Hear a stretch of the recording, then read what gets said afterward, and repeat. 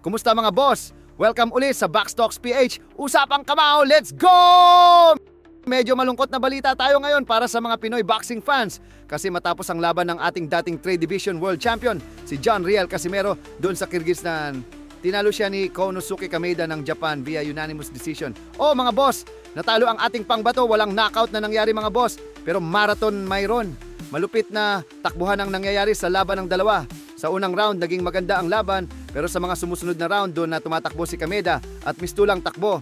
Sabay kagat ang ginawa na technique ni tropang Konosuke Kameda. Mukhang nagulat at nadismaya si Casimero mga boss. Siguro kasi akala niya easy win lang ang laban sa Hapon. Yan, no? Yun pala, binitbit siya pabalik sa realidad. Ngayon, record ni Casimero, 34 wins, 5 talo, 1 draw.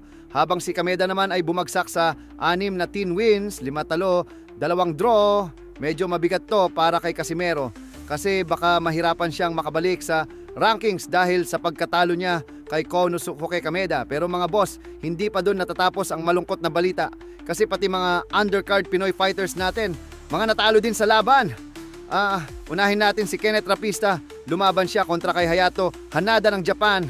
Grabe mga boss, todo puso si Rapista pero sa huli natalo via unanimous decision.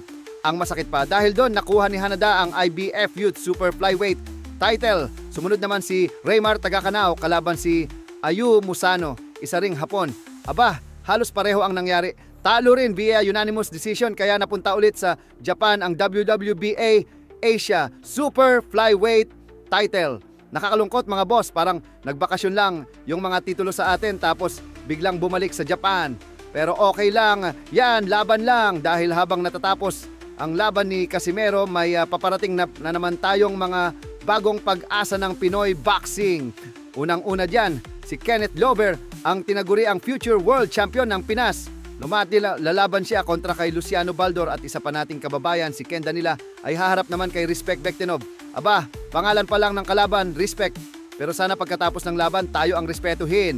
At syempre, sa main event, Mexican fighter Luis Pantera Neri ang bibida. Ito raw ang magiging highlight ng event. Alam mo na mga Meksikano, puro suntukan, walang atrasan.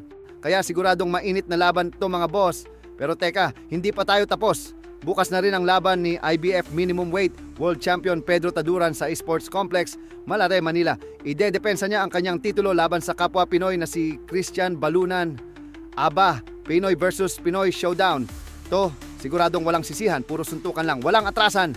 At syempre, malapit na rin ang pinakahihintay ng lahat, ang Trilla in Manila 2 sa Smart Araneta Coliseum. Yes mga boss, sequel to ng isa sa mga pinaka-iconic na laban sa boxing history.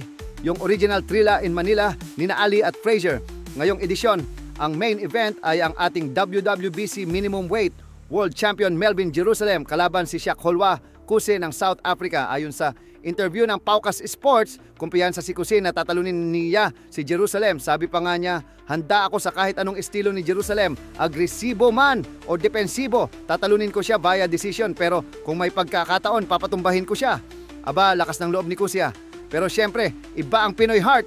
Sabi nga ng mga fans, madaldal yan ngayon, pero sa ring, tahimik na. Ang advantage daw ni Kuse ay mas matangkad siya at magaling din daw mag-counter punch. Pero mga boss, hindi yan bago. Ilang beses na nating narinig yan. Ang hindi nila alam, kapag sumuntok si Melvin Jerusalem parang lightning bolt. Kaya kung di siya makaiwas, baka magising si Kuse sa ring. Announcer na nagsasabing, the winner by knockout, Melvin Jerusalem. At syempre, hindi rin pahuhuli si Yumir Felix Marshall na lalaban din sa Trilla in Manila 2 card. Pinakita niya sa training camp kung gaano siya kabilis. Parang may turbo ang kamao. Pero mga boss, wag din nating maliitin ang kalaban niya, si Eddie Colmenares, isang knockout artist na may haba ng reach at lakas ng uppercut. Kaya siguradong back-backan na to mga boss. Samantala, nagpakita na rin ng katawan si Carl James Martin at grabe flex kung flex. Ready na rin daw siyang sumabak kontra sa Thai fighter na si Aran Thailand. Oo, literal pangalan niya yon, parang bansa na naging tao. Kaya siguradong abangan din natin to mga boss. All out Pinoy Pride event talaga. Kaya mga boss, ito ang update natin sa mundo ng Pinoy boxing. May natalo man, may pag-asa pang manalo sa sunod na mga laban. Basta Pinoy, walang atrasan. Kaya kung gusto nyong updated sa lahat ng suntukan, balitang bakbakan, dito lang sa Boxtalks PH mga boss. Usapang kamao, let's go!